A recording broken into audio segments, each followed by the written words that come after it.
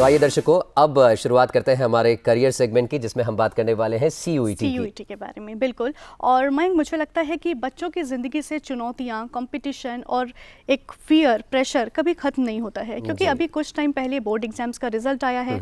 Result को देखकर बच्चों ने गहरी लंबी सांस ली और अगले ही पल उनको टेंशन सताने लगा अब हायर स्टडीज़ के लिए, कॉलेज के लिए CUET एंट्रेंस टेस्ट के बारे में। जी, और कॉलेजेस की बात की आपने अंशु, तो CUET यानी कॉमन यूनिवर्सिटी एंट्रेंस टेस्ट के लॉन्च होने के बाद अगर आप किसी बड़े विश्वविद्यालय से, केंद्रीय विश्वविद्यालय यानी सेंट्रल यूनिवर्सिटी से, किसी बड़े ऑटोनोमस कॉलेज से, गैर सरकारी ही क्यों ना हो, वहाँ प्रवेश पाना चाहते हैं, कोई डिग्री कोर्स करना चाहते हैं, तो CUET ही एकमात्र माध्यम है। आज के हमारे पहले सेगमेंट में हम बात करेंगे CUET एग्जामिनेशन टिप्स के बारे में।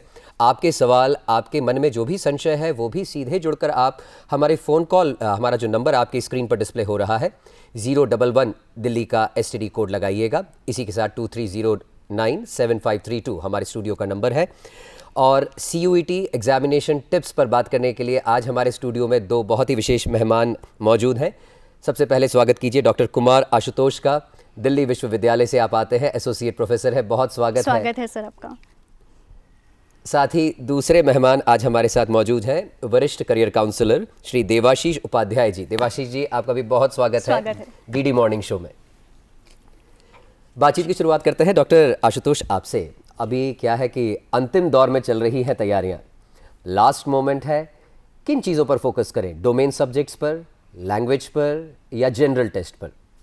देखिए, CUET का जो कॉन्सेप्ट है बड़ा ही अलग कॉन्सेप्ट है। इसमें किसी एक सब्जेक्ट पे आप फोकस नहीं कर सकते हैं। ये डिपेंड करता है कि आप कौन से सब्जेक्ट लेने जा रहे हैं। फॉर एग्जांपल, अगर आपको BSc करना है और लैंग्वेज का उसमें जो ये वेटेज होता है वो काफ़ी कम होता है, 30% स्कोर लैंग्वेज में काफ़ी होता है उसके लिए, तो आपको फिजिक्स, केमिस्ट्री, मैथ और बायोलॉजी अगर आपके पास है तो उस पर फोकस करना पड़ेगा। अगर आप एडमिशन ह्यूमैनिटीज़ में लेते हैं, हिस्ट्री में, जियोग्राफी में, सोशियोलॉजी में, फिर आपको फोकस दोनों पे करना पड़ेगा, क्योंकि वहाँ पे एक लैंग्वेज और 3 डोमेन सब्जेक्ट्स की आवश्यकता पड़ती है। और अगर आप कहीं किसी जर्नलिज्म में, वोकेशनल सब्जेक्ट्स में इस पे आप फोकस कर रहे हैं तो फिर आपको लैंग्वेज के साथ साथ जनरल टेस्ट पे भी फोकस करना पड़ेगा। तो एक बड़ा ही, एक समझिए कि एक यूनिक टेस्ट है ये, जिसमें किसी एक सब्जेक्ट पे फोकस करके आप कभी आगे नहीं बढ़ सकते हैं। आपको देखना पड़ेगा आपने कौन सा सब्जेक्ट लिया है, उसमें क्या आवश्यकताएँ हैं। जो आवश्यकताएँ हैं वो यूनिवर्सिटी टू यूनिवर्सिटी चेंज हो रही है। ऐसा नहीं कि DU की जो एलिजिबिलिटी कंडीशन है BHU में भी वही होगी और बाकी की यूनिवर्सिटीज़ में वही होगी, ऐसा नहीं होता है। तो बच्चों को ये देखना पड़ेगा कि उन्होंने क्या सब्जेक्ट ऑप्ट किया है, वहाँ पे क्या रिक्वायरमेंट है और उसके अकॉर्डिंगली उनको इस पे फोकस करना पड़ेगा। कुल मिलाकर सारी यूनिवर्सिटी के एलिजिबिलिटी क्राइटेरिया को पहले जाने, उस हिसाब से किस सब्जेक्ट पर ज़्यादा वेटेज देना है और किन आपको आगे क्या पढ़ना है। जी, ये बड़ा इंपॉर्टेंट है उसमें। बिल्कुल सर, आपसे जानना चाहेंगे कि फॉर्म भरते हुए हमने अपने सब्जेक्ट्स को चूज़ करा, हमें किस कोर्स में जाना है, इस बारे में तो हम लोग जानकारी लेंगे ही, लेकिन फॉर्म्स भरते हुए अगर किसी प्रकार का बदलाव हम करना चाहें, अगर हम कैटेगरी के बारे में बात करें, यूनिवर्सिटी के बात करें, किसी अलग सेक्शन के बारे में बात करें, तो क्या ऐसा कोई विकल्प बच्चों के लिए मौजूद है? नहीं, करेक्शन के लिए टाइम दिया था NTA ने, लेकिन अब वो डेट खत्म हो चुकी है। अब कोई विकल्प नहीं बचा है। अब जिसको उन्होंने सेलेक्ट कर लिया है उसी पे फोकस करके अपना तैयारी करें और उसमें अच्छे से अच्छे नंबर लाएं कि उनको जो है किसी भी यूनिवर्सिटी जिसमें उन्होंने पहले डाला है उसमें उनको सिलेक्शन मिल जाए। अब कोई चेंजिंग करने की गुंजाइश नहीं है और कैटेगरी में चेंज मैडम होता ही नहीं है। एक ऐसा पॉइंट है जिसमें आप चेंज नहीं कर सकती हो, कैटेगरी है।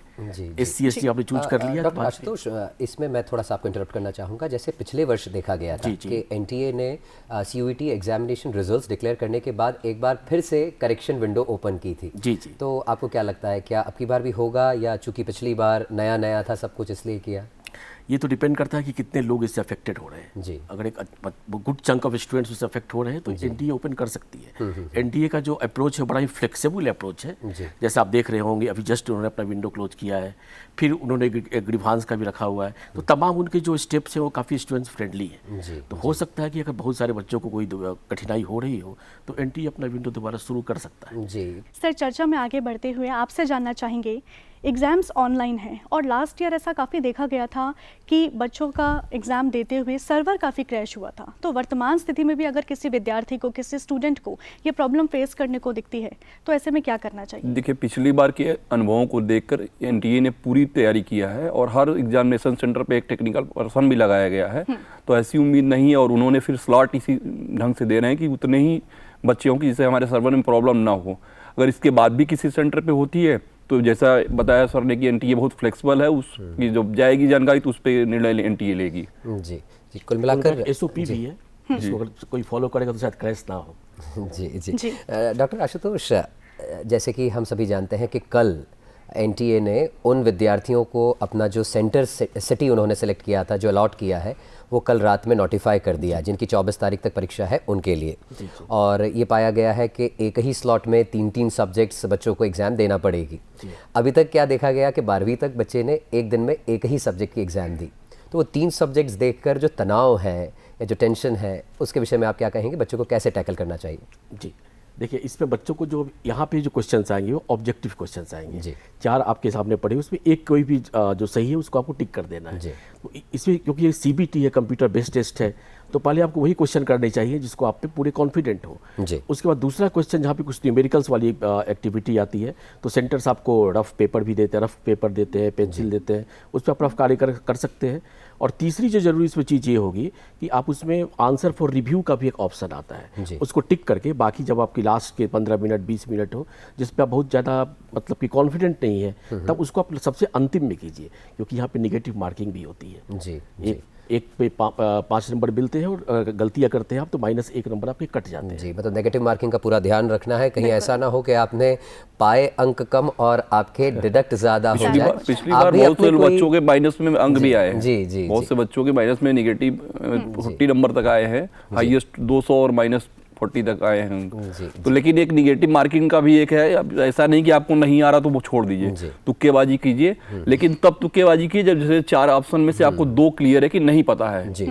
ये हम लोग स्टैंडर्ड यूपीएससी में करते थे, रीजनेबली, मतलब अगर आपको पता चल रहा है कि उसमें से 2 ऑप्शन नहीं होंगे या 2 ये इन दोनों में से हैं, तो बिल्कुल आप करिए, आपको फायदा होगा। अगर हमारे देवाशीष जी, डॉक्टर आशुतोष, अगर हमारे दर्शक भी इस कार्यक्रम को देख रहे हैं और अपने कोई क्वेरीज, अपने कोई डाउट्स अगर उनके मन में है सीयूईटी को लेकर, एग्जामिनेशन प्रिपरेशन को लेकर, तो वो हमारे फ़ोन कॉल के माध्यम से हमारे एक्सपर्ट्स से राय ले सकते हैं, अपने सवाल पूछ सकते हैं। हमारा नंबर एक बार पुनः आपको दिखाया जा रहा है, 23097532 011, दिल्ली का STD कोड ज़रूर लगाइएगा। डॉक्टर आशुतोष, सीयूईटी की बात करें, कौन कौन सी यूनिवर्सिटीज़ इसमें पार्टिसिपेट कर रही हैं? क्या सिर्फ सेंट्रल यूनिवर्सिटीज़ में एडमिशन के लिए सीयूईटी देना है, या कोई स्टेट यूनिवर्सिटीज़ या कोई और भी हैं? देखिए, जैसे NEP इंट्रोड्यूस हुआ था तो बहुत लोग उसको नेशनल एजुकेशन पॉलिसी ना बोल के न्यू एजुकेशन पॉलिसी बोल रहे थे। तो सीयूईटी को लोग कॉमन यूनिवर्सिटी टेस्ट ना बोल के और centralize university test, central university test. तो यहाँ पे 44 सेंट्रल यूनिवर्सिटी पार्टिसिपेट तो कर ही रही है। उसके अलावा तो अगर टोटल नंबर ऑफ यूनिवर्सिटी देखेंगे आप, तो उनका संख्या पिछली साल 90 थी, इस बार बढ़ के 242 हो गई है, 242। इसमें जितने भी प्राइवेट यूनिवर्सिटी अच्छे हैं वो भी कर रहे हैं। दिल्ली का अगर आप केस लें तो PM मुंजल यूनिवर्सिटी है, वो भी पार्टिसिपेट कर रही है। LPU एक फगवाड़ा में, वो भी पार्टिसिपेट कर रही है। अमेठी के भी कुछ कोर्सेज शायद पार्टिसिपेट कर रहे हैं। तो इसमें जितने भी सेंट्रल यूनिवर्सिटीज़ के अलावा प्राइवेट यूनिवर्सिटीज़ है वो भी इसमें पार्टिसिपेट कर रहे हैं। तो बच्चों के सामने एक बहुत वाइड ऑप्शंस आ रहा है कि जहाँ चाहे, जिस कोर्स को चाहे, क्योंकि बार बार ये बोला जा रहा है UGC चीफ की तरफ से कि course is more important than college और यूनिवर्सिटी। जिसमें आपकी इच्छा हो कोर्स, उसको आप चुनने का एक बहुत ही बड़ा आपको प्लेटफॉर्म मिल रहा है। एक कॉलर जुड़ गए डॉक्टर आशुतोष हमारे साथ, बिहार से मोहित कुमार जी कॉल कर रहे हैं। मोहित जी, अगर आपको हमारी आवाज़ मिलती है तो पूछिए अपना प्रश्न। जी सर, मैं ये पूछना चाहता हूँ कि मैं BSc एग्रीकल्चर से करना चाहता हूँ। मैंने इसी साल अपना 12th का एग्जाम दिया, तो कैसे मैं उसका डोमेन सिलेक्ट करूँ और टेस्ट पेपर सिलेक्ट करूँ, उसका क्या प्रोसीजर होगा, इसके बारे में? मोहित जी, आप इस वर्ष सीयूईटी नहीं देने वाले हैं, अगले वर्ष के पूछ रहे हैं? जी सर, इस बार मैंने फॉर्म फिलअप नहीं BSc किया। एग्रीकल्चर एस्पायर कर रहे हैं। देखिए, एग्रीकल्चर का जहाँ तक सवाल है, BHU में एग्रीकल्चर है, तो एग्रीकल्चर करने के लिए आपको साइंस बैकग्राउंड होना तो बहुत ही जरूरी है। फिजिक्स, केमिस्ट्री और बायोलॉजी, वहाँ पे बायोलॉजी को प्रायोरिटी मिलती है, नहीं कि मैथमेटिक्स को। तो आपके डोमेन में एक लैंग्वेज, फिजिक्स, केमिस्ट्री, बायोलॉजी, इस पे ध्यान देना पड़ेगा। कहीं कहीं जनरल टेस्ट पे भी काम चल जाता है, तो जनरल टेस्ट में अगर आपका एप्टीट्यूड ठीक है, आप जनरल नॉलेज से ठीक तरह वाकिफ़ है, तो आप उसको भी दे सकते हैं। और ये बताया जाता है एज अ प्रिकॉशनरी मेजर कि आप जनरल टेस्ट जरूर लें। कहीं कोई प्रॉब्लम आती है, कहीं कोई अगर आपको डिफिकल्टी जाती है, तो ये आपको वहाँ से सहायता करता है आपको बाहर निकलने में। तो एग्रीकल्चर की जहाँ तक बात है, आपको फिजिक्स, केमिस्ट्री, बायोलॉजी और एक लैंग्वेज पे ध्यान देना काफ़ी ज़रूरी होगा। जी सर, आपसे जानना चाहेंगे कि अभी सीबीएसई में जो बच्चों को अंक प्राप्त हुए हैं, क्या कोई यूनिवर्सिटी है जो सीयूटी मार्क्स के साथ उसको कंसीडर करेगी? नहीं, सीयूटी मार्क्स का सीबीएसई का जो रिजल्ट आया वो मार्क्स कंसीडर नहीं होंगे। केवल विशेष परिस्थिति में, जैसे किसी मेरिट में 2 बच्चे के सेम मार्क्स हैं तो जो टॉप 3 सब्जेक्ट के मार्क्स पहले उसमें देखे जाएंगे, फिर अगर उस पर भी नहीं डिसीजन हो रहा है तो फिर 4 देखे जाएंगे, 5 देखे जाएंगे, लास्ट में फिर अगर उस सबका वो भी बराबर है 12th के भी मार्क्स, तो उसमें फिर उनकी एज देखी जाएगी।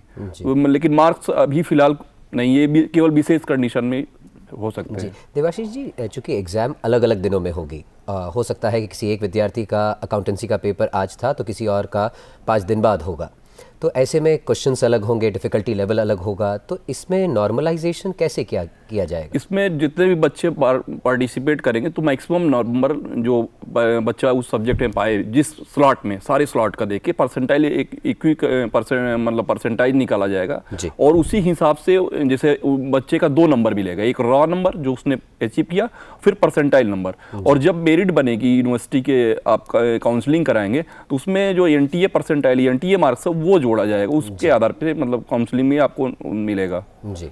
तो इसमें परेशान होने की जरूरत नहीं, क्योंकि काफ़ी एक इम्पॉर्टेंट बात मैं ऐड करना चाहूँगा। बहुत बच्चे बोलते हैं कि मुझे तो बहुत ही कठिन मिल गया सेट, उनको आसान मिल गया। हाँ, इससे परेशान होने की कोई आवश्यकता नहीं है। इसी विषय पे एक कमेटी बनी थी जिसमें इंडियन स्टैटिस्टिकल इंस्टीट्यूट के जो सीनियर प्रोफेसर थे, हमारे यूनिवर्सिटी ऑफ दिल्ली के जो हमारे वाइस चांसलर हैं योगेश सिंह जी, बहुत ही बड़े विद्वान है कंप्यूटर साइंस के, वो भी थे, और तीसरी जो उसमें कमेटी में आए थे आईआईटी दिल्ली में आए थे। तो बड़ा ही उन्होंने सिस्टमेटिकली इसको स्टैटिस्टिकल टूल यूज करके किया है कि अगर आपको आसान मिले, आपको बहुत टफ क्वेश्चन मिले, आपको घबराने की कोई आवश्यकता नहीं है। एक भी परसेंटाइल मेथड जो बता रहे हैं सर, उसमें उसका यूज होता है और किसी भी बच्चे के साथ कोई अन्याय की गुंजाइश ही नहीं है। सबके नंबर नॉर्मलाइज कर दिए जाएंगे। जी। किसी के बढ़ेंगे, किसी के घटेंगे। देवाशीष जी हमारे हैदराबाद से जुड़े हैं, लेकिन उनका कॉल नहीं, उससे पहले आपसे जानना चाहूँगा डॉक्टर आशुतोष के ये जो रिजर्वेशन है, जो आरक्षण की हम लोग कोटास की बात करते हैं, सेंट्रल यूनिवर्सिटीज़ पर लागू होगा क्या? स्टेट यूनिवर्सिटीज़ और जो ऑटोनोमस कॉलेजेस हैं जो इस बार सीयूटी में पार्टिसिपेट कर रहे हैं, क्या वहाँ भी ये आरक्षण का क्राइटेरिया लागू होगा? एनटीए ने बड़ा ही कैटेगोरिकली बोला है कि आपकी ये क्राइटेरिया है, इतनी कट ऑफ आएगी, इनको एडमिशन देना होगा। तो जहाँ तक रिजर्वेशन का सवाल है, जो भी एनटीए में पार्टिसिपेट कर विलिंगली कर रहा है तो उनको रिजर्वेशन भी फॉलो करना पड़ेगा। जी, ये बात अलग है कि फ़ी जो है वो काफ़ी डिफरेंट होते हैं, प्राइवेट यूनिवर्सिटी के बच्चे वहाँ जाए ना जाए, ये डिफरेंट चीज़ है। यानी कुल मिलाकर आरक्षित वर्ग के लिए ये एक अपॉर्चुनिटी होगी इस साल के ऑटोनोमस कॉलेजेस जो पहले आरक्षण नहीं लागू करते थे उन्हें भी लागू करना होगा। हैदराबाद से इब्राहिम जी जुड़े हुए हैं। इब्राहिम, अगर आपको हमारी आवाज़ मिलती है, अपना पूछिए, प्रश्न पूछिए। हेलो। हाँ जी इब्राहिम, पूछिए, प्रश्न पूछिए। हाँ, टीवी का वॉल्यूम अपना कम कर दीजिए इब्राहिम और अपना प्रश्न पूछिए। टीवी का वॉल्यूम कम कर देते हैं। Hello, good morning sir. हाँ जी। हाँ सर, मैं नीट यूजी देके हूँ पर May 7 को। जी बताइए। मैं नीट यूजी एग्जाम लिखा हूँ सर, लास्ट May 7 को। जी। अब मैं नीट CUET का एंट्रेंस दे सकता हूँ? जी, ये आप प्रश्न पूछ रहे हैं? हाँ, पूछ रहा हूँ। इब्राहिम पूछ रहे हैं, हालांकि अब तो एप्लीकेशन डेट अगले साल दे सकते हैं। अगले साल, इस साल तो डेट निकल चुकी है। जी। इस बार आप लेट हो गए इब्राहिम जी, अगले साल टाइम पे आप अलर्ट हो जाइएगा। फरवरी के महीने में निकलता है, आप उसी समय भरना पड़ेगा जी। जब मर्जी तब चले जाए, ऐसा नहीं हो सकता। डॉक्टर आशुतोष, नीट की बात निकली, वैसे ही अभी JEE की बात करें, अभी थोड़े दिन पहले परिणाम भी घोषित हुए। अगर कोई विद्यार्थी JEE में असफल हुआ है और इंजीनियरिंग करना चाहता है तो CUET के माध्यम से इंजीनियरिंग में क्या क्या विकल्प हैं? ज़बरदस्त अपॉर्चुनिटी है। सबसे पहले मैं दिल्ली यूनिवर्सिटी से शुरू करना चाहूँगा। हमारे यहाँ एक बड़ा ही स्पेशलाइज सेंटर है, क्लस्टर इनोवेशन सेंटर जी। उसमें इंजीनियरिंग होती है, IT एंड एक बहुत ही डिफरेंट डोमेन है जो शायद कहीं नहीं होता होगा, उसको बोलते हैं इनोवेटिव मैथमेटिक्स। इसमें आप कर सकते हैं अपना बीटेक। और फिर आप लोग पूछते हैं इनोवेटिव मैथमेटिक्स ये कौन सा बीटेक होता है? ये एक फाउंडेशन है। इसको करने के बाद आप कंप्यूटर्स के जितने भी प्रोग्रामिंग होते हैं उसको बहुत ही सहजता से, बहुत ही आसानी से कर सकते हैं। पहली अपॉर्चुनिटी ये हो गई। दूसरे बच्चा एक पूछ भी रहा था एग्रीकल्चर के बारे में, डेयरी जो इंजीनियरिंग होती है वो हम BHU से कर सकते हैं, वहाँ भी इसकी पॉसिबिलिटी है। BHU में एक IIT अलग है, और BHU में डेयरी टेक्नोलॉजी पे एक अलग से कोर्स होता है, फूड टेक्नोलॉजी पे भी होता है, वहाँ से कर सकते हैं। तमाम प्राइवेट इंस्टीट्यूट्स हैं, बड़ा ही नज़दीक एक BA मुंजल यूनिवर्सिटी है, वहाँ से कर सकते हैं। मौलाना अब्दुल कलाम आज़ाद यूनिवर्सिटी है, वहाँ से कर सकते हैं। तो तमाम यूनिवर्सिटीज़ है जिन एक बहुत ही जब सुनहला मौका है, अगर जेई में आपका नहीं हो पाया तो आप बीटेक भी यहाँ से कर सकते हैं। कुल मिलाकर निराश होने की ज़रूरत नहीं है, sky is the limit, opportunities बहुत सारी हैं। देवाशीष जी, अगर कोई बच्चा CUET एग्ज़ाम देने जा रहा है, जब भी उसका डेट आया, उसे किन किन चीज़ों को लेकर जाना है? पहली चीज़ तो आप पासपोर्ट साइज़ का फ़ोटो ले जाएँ, आधार कार्ड ले जाएँ, अपनी पेन वगैरह ले जाएं और एडमिट कार्ड लेके जाएं। वो एडमिट कार्ड भी 3 दिन पहले ही आएगा। अभी जो सिटी का आया है इंटीमेशन, उसमें वो एडमिट कार्ड नहीं है, वो सिर्फ ये बता दिया गया कि किस तारीख उनका एग्ज़ाम है। और कुछ बच्चे का भी इसमें केवल 21 से 24 तक का जिनका एग्ज़ाम है उन्हीं का आया है। और उसमें एक और चीज़ें हैं कि कुछ बच्चों का, जैसे मान लीजिए 5 उन्होंने GT भी भरा है, डोमेन भी भरा है और लैंग्वेज भी भरा, तो मतलब उनका केवल लैंग्वेज का ही आ गया या वो डोमेन का आया, तो वो परेशान है कि हमारा GT होगा कि नहीं होगा, तो उनका दूसरा आएगा। जी, ये भी एक बच्चों के मन में एक संशय आया है और भय आ गया है कि जब वो अपने लॉगिन ID पासवर्ड डाल रहे हैं और देख रहे हैं तो उन्हें लिखा हुआ आ रहा है सिटी इंटीमेशन नॉट फाउंड, इसलिए कि उनका 21 से 24 के बीच में नहीं है जी। वो फिर हमेशा घबराने की बात नहीं है। वो ऐसा नहीं कि उनका फॉर्म रिजेक्ट किया गया है, तो वो परेशान ना हो। उनका 24 के बाद होगा, 31 मई तक एग्जाम है, तो इसलिए उस और कुछ बच्चों का 2 ही सब्जेक्ट आया है, बाकी नहीं आया, तो फिर बाद में आएगा उनका। तो इनका जिनका 21 से 24 के बीच में जो सब्जेक्ट है वो ही आए हैं। जी सर, आज के दौर में हम देखते हैं कि कोई भी स्टूडेंट जो है अपने साथ में बहुत सारे ऑप्शंस लेकर चलता है, एक कोर्स में एक सब्जेक्ट पर स्टिक नहीं रहता है। तो ऐसे में अगर किसी बच्चे का एक ही दिन में 1 से ज़्यादा एग्जाम्स दे रहे हैं, तो क्या वो एक एक करके अटेम्प्ट दे सकेंगे या साथ में दे सकते हैं? नहीं, अभी स्लॉट दिया है, डेट दिया है, तो उसमें जो अगर मान लीजिए किसी का एक स्लॉट में 3 सब्जेक्ट है, तो पहले वो एक सब्जेक्ट ऑप्ट करेगा, उसका जब 40 क्वेश्चन या 50, अगर GT पहले है तो GT का 50 क्वेश्चन ऑप्ट कर लेगा, और अगर फिर डोमेन का आएगा तो 40 क्वेश्चन करने हैं, तो एक के बाद एक दूसरा, एक के बाद दूसरा होगा। अभी टाइम टेबल उसमें टाइम नहीं दिया है, कि स्लॉट दिया है, डेट दिया है कि फर्स्ट स्लॉट में, सेकंड एक दिन में 3 स्लॉट NTA करा रहा है, तो वो उसी हिसाब से टाइमिंग सेट करके एडमिट कार्ड में आएगा। तो एक एक करके अपने एग्जाम्स को वो दे सकते हैं। देंगे जी। और इतने सारे जब एग्जाम्स रहेंगे डॉक्टर आशुतोष, तो फिर टाइम मैनेजमेंट कैसे किया जाए? देखिए, टाइम मैनेजमेंट पे जो पहले 2 डोमेन है उसे 45 मिनट्स मिलता है। इसमें फिर से देखिए फ्लेक्सिबिलिटी कितनी है, 50 क्वेश्चन से 40 अटेम्प्ट करना है आपको। 10 क्वेश्चन को आप एकदम क्लियरली छोड़ सकते हैं जी। सेकेंड को में भी वही हाल है। तीसरे में क्या करना है आपको, 60 में 50 क्वेश्चंस करना है। तो टाइम मैनेजमेंट बच्चों को वही देखना पड़ेगा कि जो भी क्वेश्चंस उनको बहुत आसान लग रहा है उसको पहले कर दे, क्योंकि तो गारंटेड उनको पास तो बढ़ाएगा ही आएगा। और जहाँ उनको जरा सी भी दुविधा लग रही है उसको रिव्यू में डाल दे या फिर छोड़ दे, क्योंकि अगर आप किसी मुश्किल क्वेश्चन में फंस गए तो आगे बहुत प्रॉब्लम हो सकती है। जी। अगर रिजल्ट CUET का नेगेटिव रहे, देवाशीष जी आपसे पूछना चाहते हैं, तो बच्चों के लिए क्या और ऑप्शंस हैं CUET के अलावा? बहुत सारे ऑप्शंस हैं। स्टेट यूनिवर्सिटीज़ अभी इसमें पार्टिसिपेट बहुत कम कर रही हैं, कुछ ही स्टेट यूनिवर्सिटीज़ कर रही हैं, और यहाँ तक कि जो प्राइवेट में कॉलेज यूनिवर्सिटी हैं वो भी बहुत सारी सीटें वैकेंट रहेंगी, डीम्ड की भी वैकेंट रहेंगी, क्योंकि फीस बहुत ज़्यादा है। तो स्टेट यूनिवर्सिटी हैं, स्टेट यूनिवर्सिटी के कॉलेज बहुत सारे हैं। फिर ओपन यूनिवर्सिटी अपना इग्नू भी एक बहुत अच्छा उसकी भी है, तो ऐसा निराश होने की ज़रूरत नहीं है, और बहुत सारी अपॉर्चुनिटीज़ हैं। ये केवल ऐसा नहीं कि CUET के बाद फिर उनका विकल्प खत्म हो जा रहा है। फिर अगर नहीं तो फिर एक बार और तैयारी करें, अगली बार अच्छे यूनिवर्सिटी में एडमिशन लें, तो इस बार का अनुभव भी मिलेगा कुछ नए बच्चों को। 1 साल ड्रॉप भी कर सकते हैं, कोई इशू नहीं है। जी जी। हमारे साथ एक कॉलर जुड़ गई हैं, श्वेता कुलकर्णी। श्वेता कुलकर्णी हमारे साथ एक कॉलर जुड़ी हैं। अगर आपको आवाज़ आ रही श्वेता, तो प्रश्न पूछिए अपना। नागपुर से श्वेता बात कर रही हैं। श्वेता, अपना प्रश्न पूछिए। मेरा बेटे ने लास्ट ईयर टेस्ट का एग्जाम दिया था सर जी, और हाँ जी सर, लास्ट ईयर में बेटे ने इसका एग्जाम दिया था, CUET सिलेक्ट था उसने,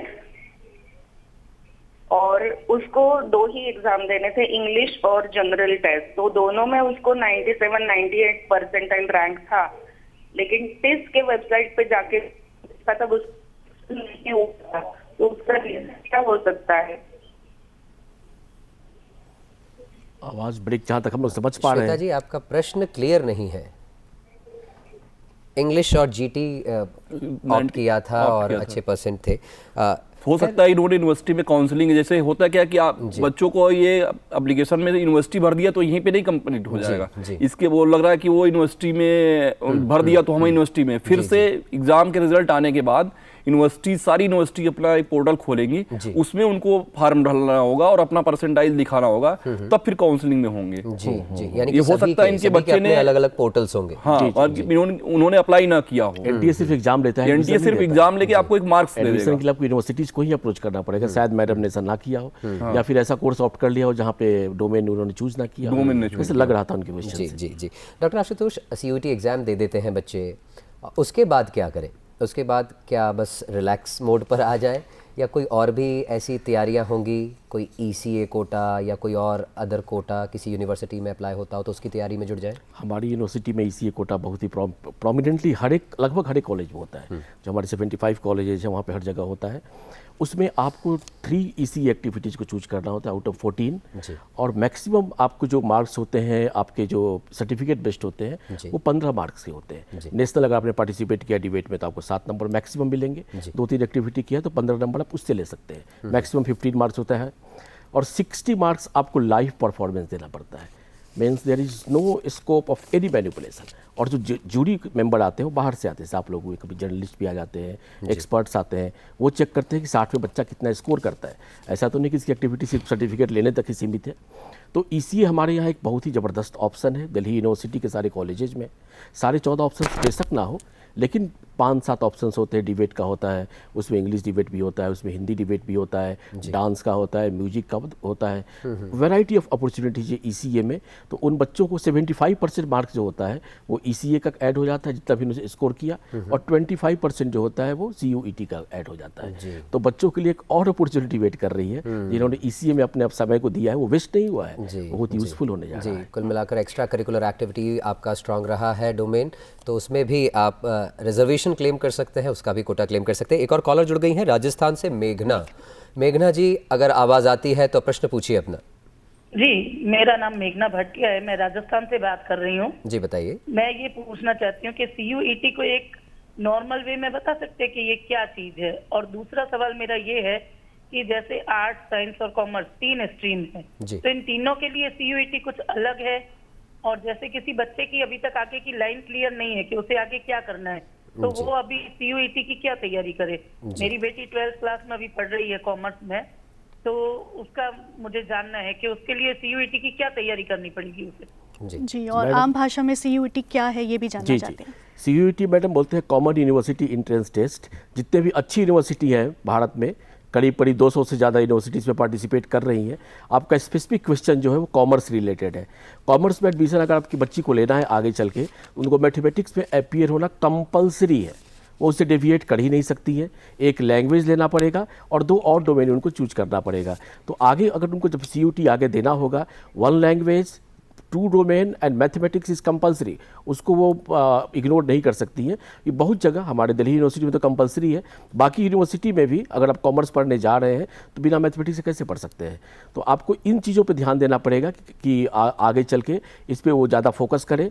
और इसके अलावा अगर आप कॉमर्स छोड़ के अगर आप चाहती हैं कि नहीं वो आर्ट्स पढ़े, वो भी कर सकती हैं अगर सीयूईटी क्लियर कर पाएँ तो फिलहाल जो मेरी आपके लिए सजेशन है कि आप जितने भी अच्छे यूनिवर्सिटी हैं, दिल्ली यूनिवर्सिटी हो, हमारे राजस्थान में सेंट्रल यूनिवर्सिटी ऑफ राजस्थान भी खुला हुआ है, वो भी इसमें पार्टिसिपेट कर रहा है, तो उस पर्टिकुलर कोर्स के लिए आपको मैथमेटिक्स, लैंग्वेज और 2 डोमेन सब्जेक्ट पे करीब पकड़ बनानी पड़ेगी, फिर एडमिशन हो जाएगा। जी, एक कॉलर जुड़ी है इलाहाबाद से, प्रीति बात कर रही है इलाहाबाद से। प्रीति जी, पूछिए अपना प्रश्न पूछिए। जी नमस्कार, मेरी बेटी है डीयू से, उसने एनसीसी सी सर्टिफिकेट किया है इस साल, तो मैं जानना चाहती हूँ कि क्या इसका बेनिफिट उसे सीयूईटी में मिलेगा? एकदम मिलेगा, जरूर मिलेगा, और लगभग सारे कॉलेज में मिलेगा। तो उन्होंने जो एनसीसी का सर्टिफिकेट लिया है आपको मेंशन करना पड़ेगा और उसके आधार पे उनको एडमिशन में प्राथमिकता मिलेगी। आज हमने आपको सीयूईटी एग्जामिनेशन के विषय में अपडेट किया। हमारे साथ 2 बहुत विशेष मेहमान जुड़े, आप दोनों का बहुत बहुत धन्यवाद, डॉक्टर आशुतोष और देवाशीष जी।